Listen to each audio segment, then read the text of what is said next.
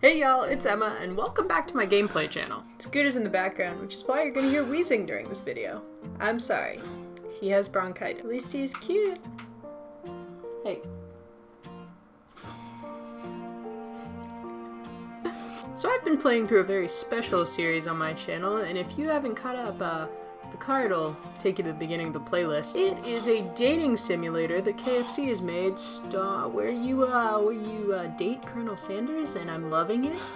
But it is incredibly weird, and I highly recommend you at least go watch the last part of episode 2 to get caught up, because I can't really explain it because it's still blowing my mind, and I'm just gonna keep going. Alright, so right back where we left off, this is day 2 at our 3-day cooking academy. You awake on day 2 and attempt to process the wild visions you had. Were they memories or premonitions? And then there was that secret ingredient that Colonel Sanders went ahead and told you outright. Not much of a secret, huh? It's probably just because he already trusts you so much. Sure, that makes sense. We'll go with that. You meet up with your bestie in front of the school. Before you can tell her about the encounter with the Spork monster, she launches into a story of her own. Oh, I know this might sound a little strange, but I think I might like Clank. Like him? Like?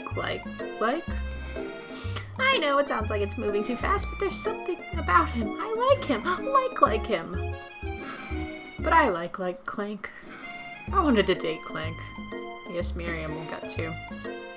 We got to talking after class, and he's actually a totally sweet guy. Not only that, but he's really smart. He told me all kinds of stories about Colonel Sanders. Did you know that Colonel Sanders was the most popular kid in his high school?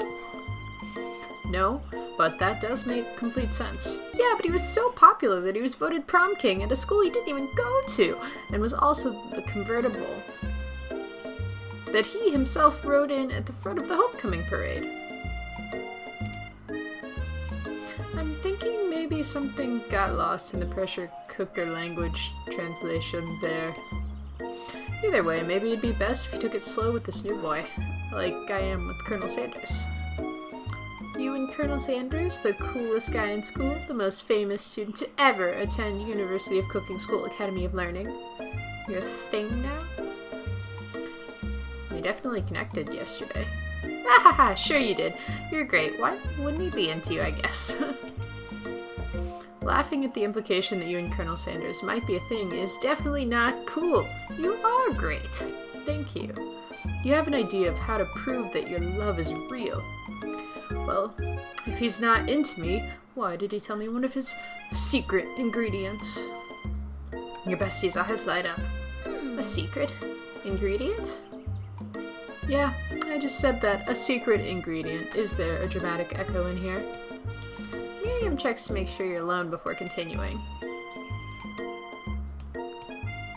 So, this summer while I was on vacation with my family, a lovely man approached me in a botanical garden where I was wandering. This can't be good. He told me all about his passion for spices. Secret spices. The man even gave me some to show me what he meant. He said that it was a powder created from a super duper rare dried flower petals. And that if I did him a big favor, I could have some of my own. Please, Miriam, don't tell me. So I filled my suitcase with them and brought them home. He was so nice, he even met me at the gate when I arrived. Later, when I cooked with him, a very strange feeling came over me, and the flavor was unlike anything I've ever tasted. I think you're being very liberal with the meaning of spices here.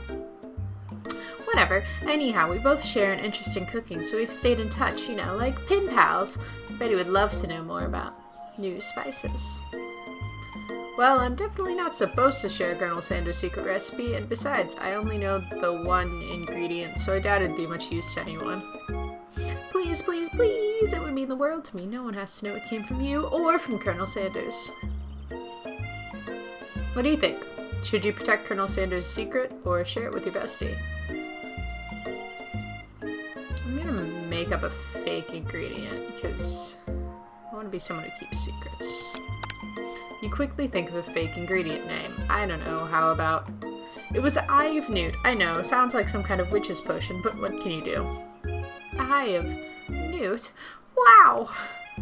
Her eyes light up, imagining such a thing, and you figure that you've satisfied her curiosity and she'll move on. I hope that doesn't come back to bite us. However, she immediately turns around and does some thumb typing on her phone you can't quite see. It's probably not good.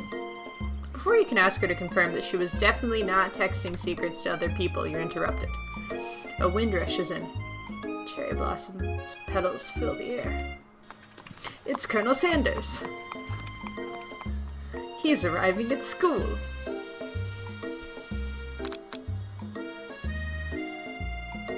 I want to play it cool.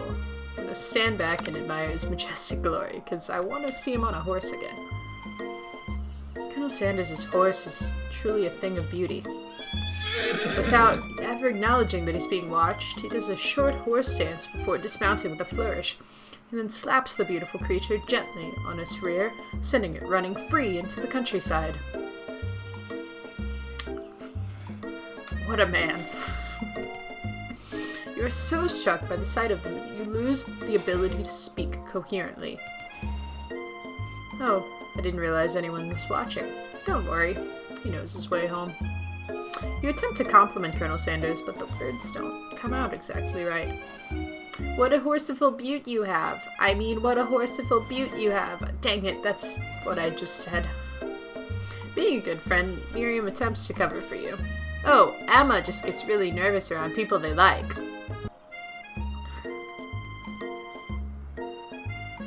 She's not wrong. What? This is not helping. I mean, they got food poisoning and were up all night. It was gruesome. You should have seen it. She gives you a wink and a smile, as if to say, situation handled. Can't blame a girl for trying. I think we can. In this particular instance, I think we can blame Miriam.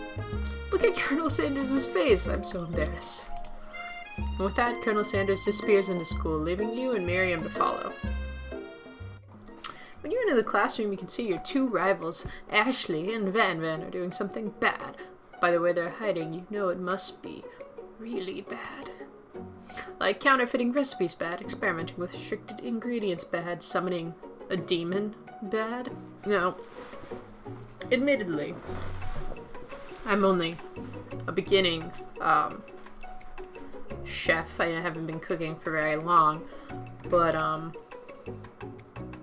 gonna go with summoning a demon is like next level bad in terms of these three things.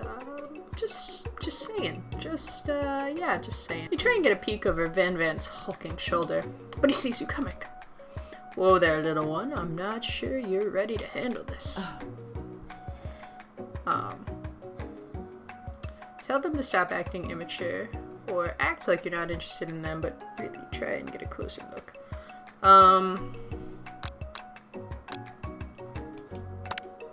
You sit near the rivals, but leave your back turned to them. You even hear Van Van mutter something that sounds a bit like a magic spell. However, he notices you eavesdropping. You try and cover your tracks and improvise an excuse. Ahem, it's time for class, and you're distracting the rest of us who want to learn. My character goes from really good at lying to not at all. Now you've upset them. Ashley looks terrifying. Oh, and you're the Emperor of Cooking, are you? You make the rules. Not sure you'd know a good meal if it ate you. Oh no. Is that foreshadowing? Being the best chef in the world takes more than just culinary skills. It takes creativity. It takes panache.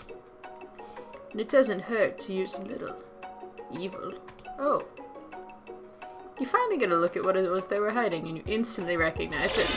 It's a book, just like the one you found after your encounter with the Spork monster. Yeah, that's what happened in episode 2. If you missed it, we fought a Spork monster. Just go click on the playlist. That's the same book that I found last night in the quad. Ashley immediately elbows Van Van, who hides the book behind his back. I don't know what you're talking about. This book is a family heirloom, and its contents are secret. You notice that they haven't been studying the book. They've got Pop pinned to the wall, and they're tossing potato skins at him as he tries to catch them in his mouth. We are playing! Before you can dig any further, you're interrupted by the arrival of more students. It's almost time for class. Beep beep! Clank must be running late. He's in such a hurry that he rolls right over Van Van's meaty foot. Hey, watch it, you bucket of bolts. Oh no, Clank. You watch how you talk to him. He didn't do anything. Who do you think you're talking to? I've never heard such language, not even from a stand mixer. Mixer. Womp womp. Oh, you tell him. No, your mother was a stand mixer. Clank is fierce.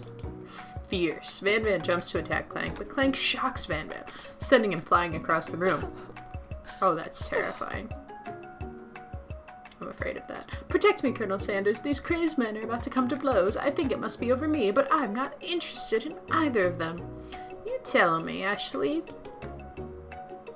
Ashley's tone has completely changed in an instant. She bats her eyes at Colonel Sanders.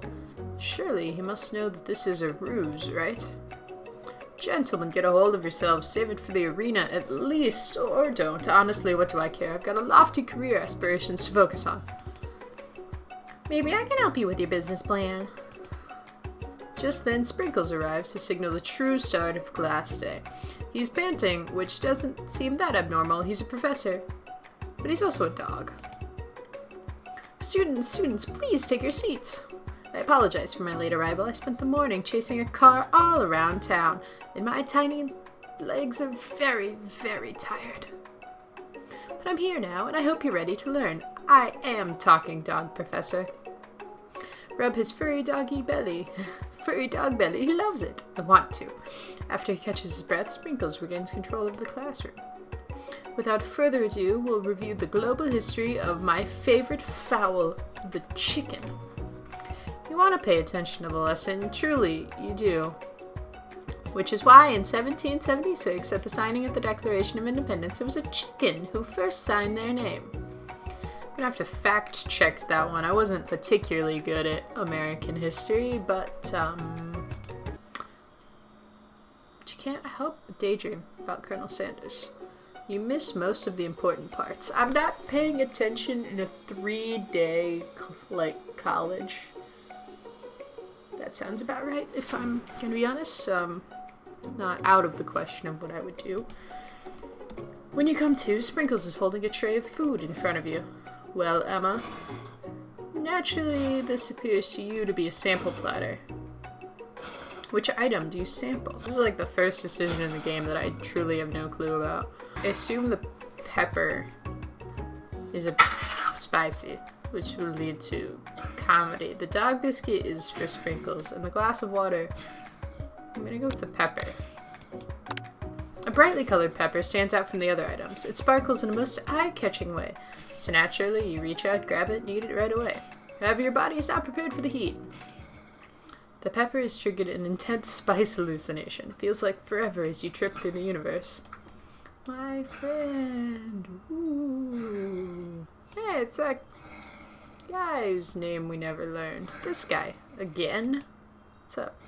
I'm here to give you an important message. Ooh. You must avenge my death and fulfill your destiny.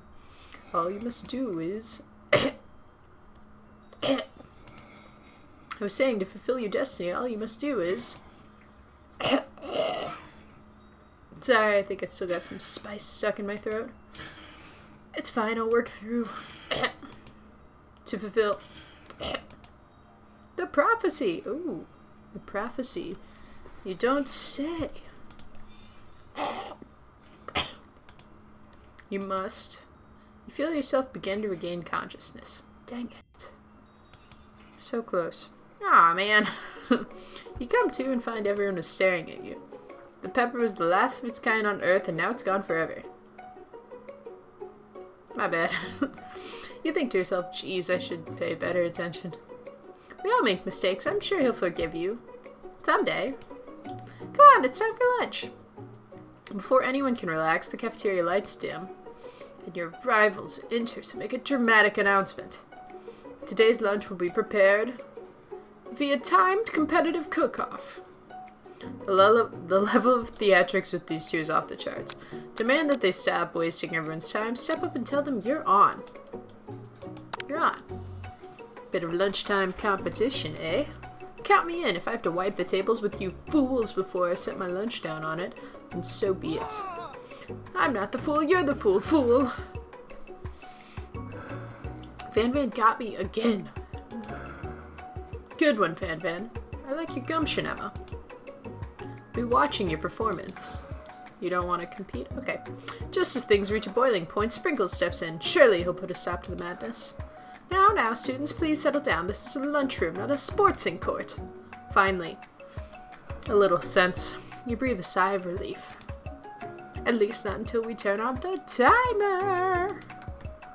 Oh my goodness. Timer ready. Just then a huge light blasts you in the face, flashing the words timer ready. That's what I'm talking about.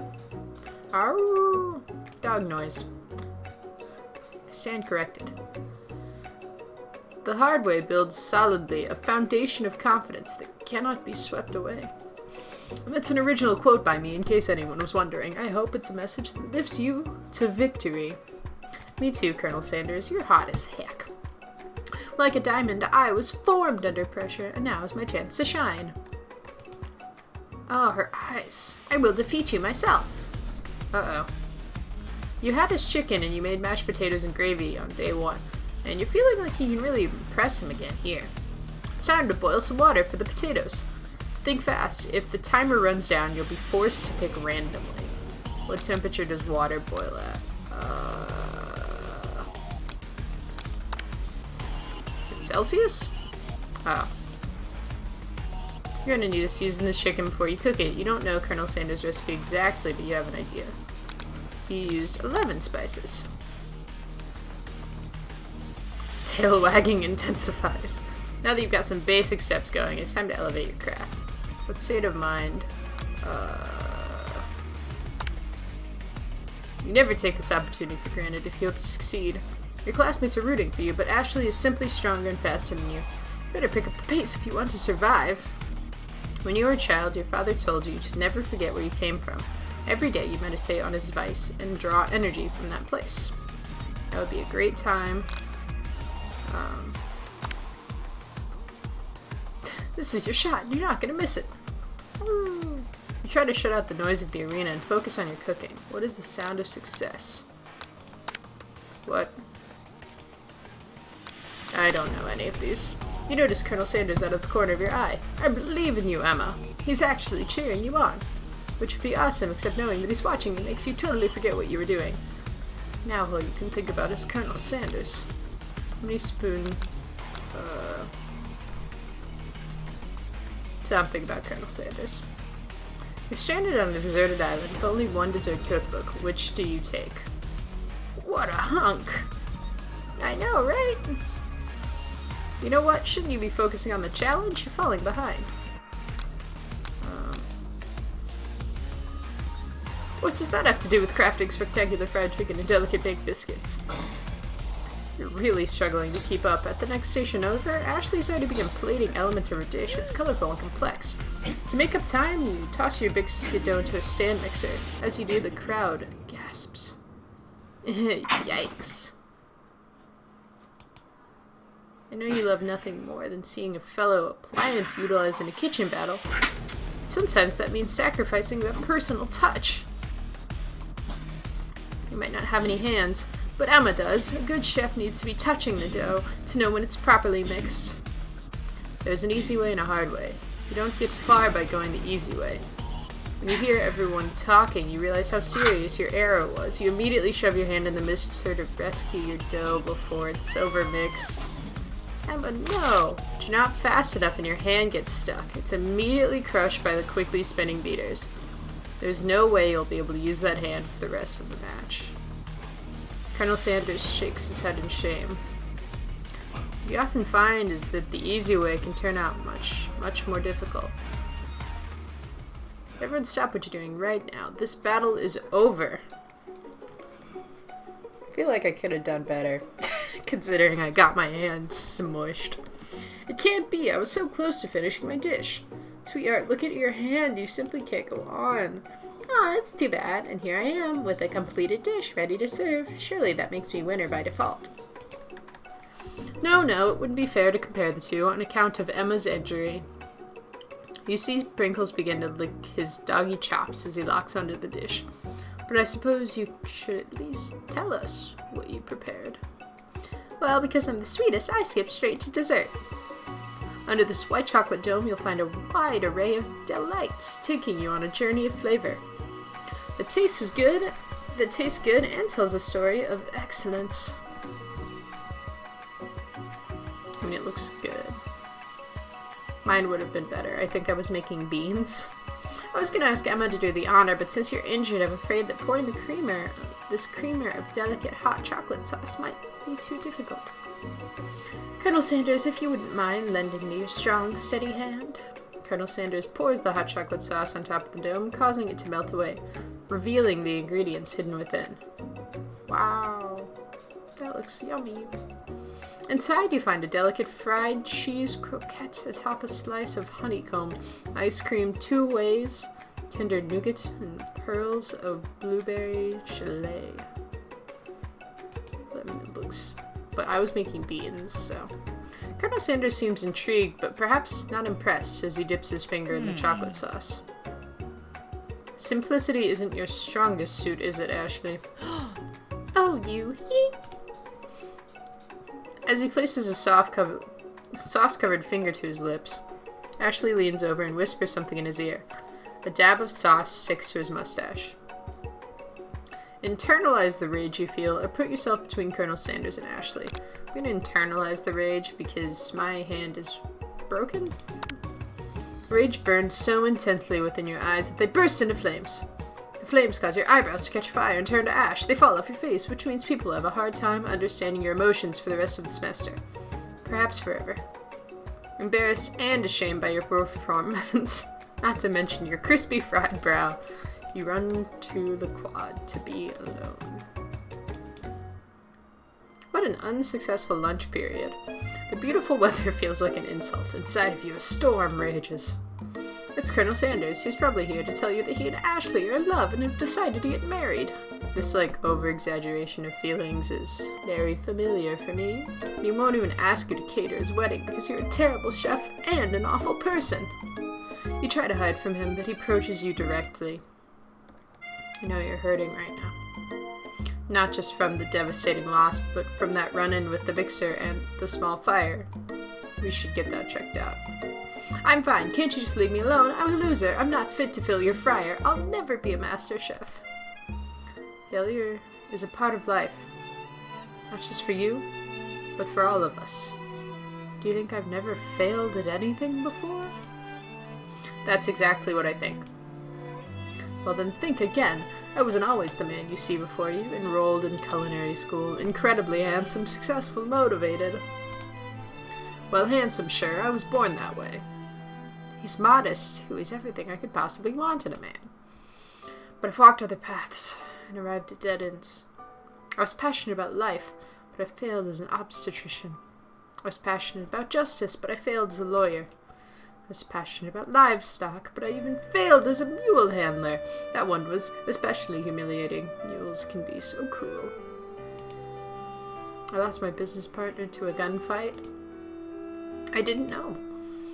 People see my delicate ribbon tie and my well-kept beard and assume that I've got it all together. Which is true now, but it hasn't always been. Can we go back to either the mule or the gunfight part? It's like this guy could really use a hug. I resolved then that I was going to amount to something. No amount of hours, labor, or money would deter me from giving the best I had to give. As Colonel Sanders changes focus, you can see something ignite inside of him, a burning passion. One has to remember that every failure can be a stepping stone to something better. My new dream is pure, it's honest, it's something that a humble man in a crisp white suit can be proud of. I will create a new chain of chicken restaurants that will bring joy to the entire world and make up for my past misdeeds. Yay! Where'd Pop come from? Yeah, I didn't, hey Pop! Just as your moment grows intimate, you're interrupted by a threatening, shadowy presence. Battle-scarred from the night before, you prepare for the worst. It's the Spork monster. Borko? It is I. I know I said I wouldn't be back after the whole fight to the death thing. Maybe you don't really want to see me anymore, but I just wanted to say I was wrong to attack you, and I apologize. I know what it's like, having to always look over your shoulder. Monster problems, am I right? Aw, thanks, Borko. Glad there are no hard feelings. Getting jumped by a giant creature in the dark of night can really rile a person up. I also want to apologize for the way I switched right into attack mode. I know that you're strong, and cooking school can put a person under a lot of stress. I actually used to go to this school. I wasn't always a sport monster, you see. I don't believe it. You were human once. Well, no, I was a golden retriever, but I was still a student. Until one day, some mean kids with a magic spellbook cast a dark enchantment on me, and I was forever transformed. Oh no, he used to be a dog. Magic spellbook? Precisely, I procured a copy for myself, but somewhere along the way I've lost it. If you find such a book, I beg of you, respect it. You're a powerful chef, and you should rely on dark and evil magic. No, you should be protecting the innocent from those who would cheat them through sorcery and guile. If you need me, don't fear. I will be there. Sounds like there are some bad cooks in the kitchen of life. Emma, together I am sure we can defeat them. Go back to my hideaway. We can discuss. A personal invite? You can't imagine what Colonel Sanders' home must look like, but it sounds like you're about to find out. Find out we will. In the next episode. Again, thank you so much for watching. The series has been so fun and strange, and it's only getting stranger. Let me know if you like it as well. Let me know by hitting that like button or leaving a comment telling me what you think of the series so far. And if you want to chat about it on other ways, feel free to give me a follow on Twitter or Instagram, or even join me live on Twitch. I would love to have your company. That's it for me today, guys. I hope you will see me next time. Peace.